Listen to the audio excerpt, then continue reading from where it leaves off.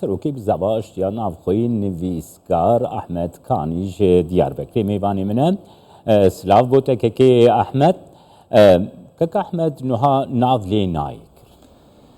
دخوازم موسا یکسرش تبی پرسم یعنی پروسه یک براستی دسپیکریه لترکیه و باکوری کردستانیش بوی چاره سرکرنا پرساکر براستی بریا که از برسیوا پرسا تبدم ادخوازم تشتکی سر راست بکم از وک سروک بانه لباکوری کردستانی ما یعنی برا چوتنه فهم کرنه لأوي يعني سروكي قشتي موسى خوال دكتور بله امي ورنا سروي مجاري كي احمد كي احمد امي ورنا سروي مجاري كرم كبرسابو من كري بله برسا وكو وند بين جبوي بيفاجويا اشتي براستي ادخوازم دست بيكي دا هناك ميناكي بالكش ببيجم مثلا وكو دو وندزانن لمجلس تركيا پارتیا دمی پیش اوکی پیشکش کرد پیش نیازه کی گو براج بو زمان ورگر زمان کردی کس بین پیوردار کرنه ورگر بیچه کرنه زمان کردی ایدی به مجلس دا به قبول کرنه به ایکو و پیواجو دان دست به کرنه به اوان به رای وان به دنگ وان هاترد کرنه یعنی اویا هنکی وکا میناکا کو صمیمی نبونه لی اگر چخات صمیمی بن نه صمیمی بنجی یا گرینگ اوه کو براستی جی پیواجو جبوی کردارا تشکی پر گرینگه یعنی از وی میناک جی ایجال سر گرینگی اوی بدم وک میناک مثلا اون دزانن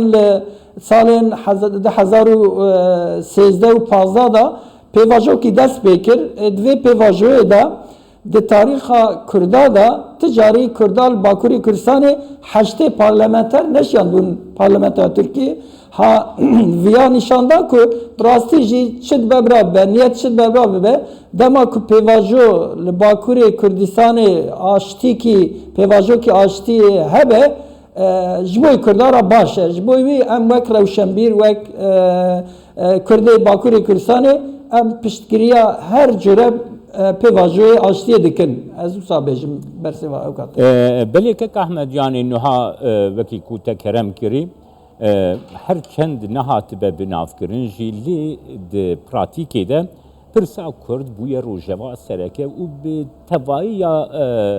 روژوی همه بیجه لسر چارسریا پرسا کرد بریوه دیچه رایا گشتی یا باکوری کردستان او نزیکاهی وی پروسه چاوا خو نزیکت که احمد جبرگو پیوندیا و لگل خلکی و قادا سیاسی جی هیا کرم بله یعنی براستی جی وقت وگو تاوی که ناوله ناتیه کرنجی و بناوه یعنی پیواجو آشتی وکا پیواجو ناتیه نبناو کرنجی لی وک جناب تگو لحمو جهانه و باکور جی مثلا کرد مثلا کی پر گرینگ تیدیتنه جبر کو جهان لسر اوه لسر روشه کی پر خرابه یعنی باکور ترکیه ونزانن اوکراینا بو چند ساله شرحیه لباشور ترکیه ونزانن مثلا اسرائیل و شر غزه و لبنان و اوان تشتا همو تاثیر لسر ترکیه جید کن ترکیه جید دخوازد وی وارده براستی وکا جبونا وی مثلا کردا یاکو گرینگه یعنی لگورا خو هنک ریب ده که ده حقیقت حال ده گلی ما یعنی ده شرط و مرج پر گرانه آبور کریز آبوری دا و دوان حالات تبی وان حالاتی ایجا بجن شر و پفچونه که هنه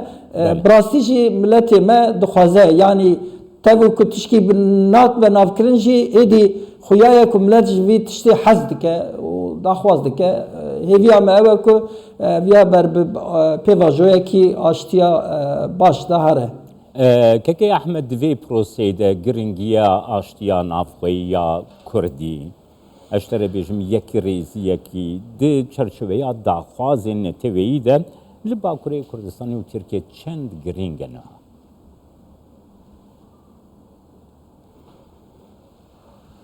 بله yani de ji bo vê giringiyê belkî ez karim ji 300 sal berê Ehmedê Xanê ku gotibû gerdê hebiya me tifaqek vêgira bikira me înqiyadek Arab û Ecem û Romî hemî ji me re dikir gulamî yani 300 sal berê vê giringiya aştiya navxwayî Ehmedê Xanê ewa xwe da di Memozînê da balêk şandiye serê dîsa mesela em pir dûr neçin mesela hûn dizanin Sînemxan li Başûr dijî Sînemxan ra me sohbet kir digo yani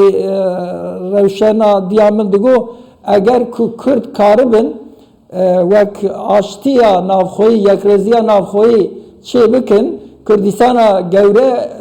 pêratê yani mebesta min li vir ev bin birastî jî aştiya navxweyî ji bo Kurda herî tiştê giring e yani dema ku mesela vê pêvajoyê dest pê kir her kesê digo we baş kir we vê pêva yani wek aştiya navxweyî tam wazîfe dikeve ser milê we em derin parlamentera partiya ziyaret dikin em dibin birastî jî lazim e derfetê ku tên ber destê Kurda meriv bikar bîne û li ser vê mijarê gere em xwe amade bikin yani pêşiyê Kurd gere amade bin ji bo mafê xwe netewî bi dest bixin lazim e Kurd ji hev re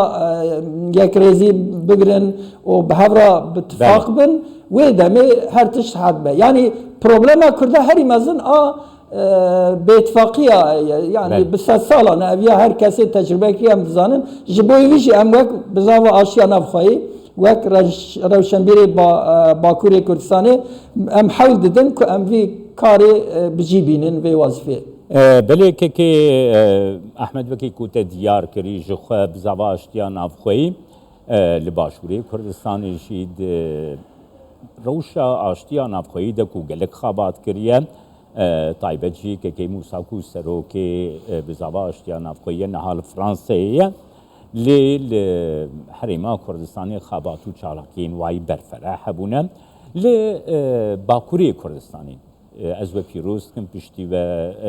ban li wir jî damezrandî yani hûn helbestê partiyên Kurdî hereketa Kurdî yan jî Kurd siyasetmedarê Kurd rewşenbirên Kurd di çerçeveya yekrêziyê de çawa dibî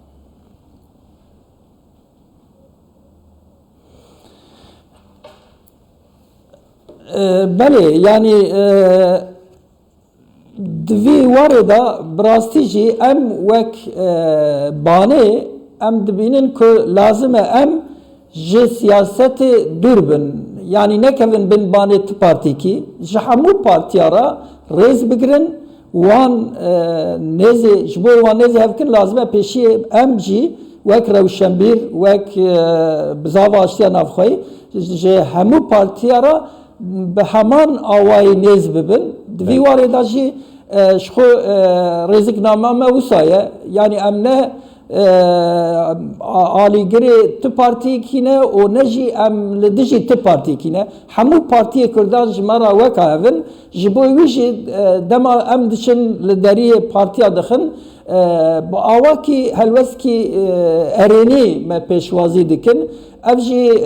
ji me re rêve dike em bawer dikin ku bi vî karê xwe eger em hinekî berfire bixebtin wek yani felsefa aştiyê di nav Kurda da birêya perwerdeyê birêya ragihandinê berbelav bikin bawer dikin neteva Kurd ji bingehekî xurt dema yekrêzî ava bibe ew ê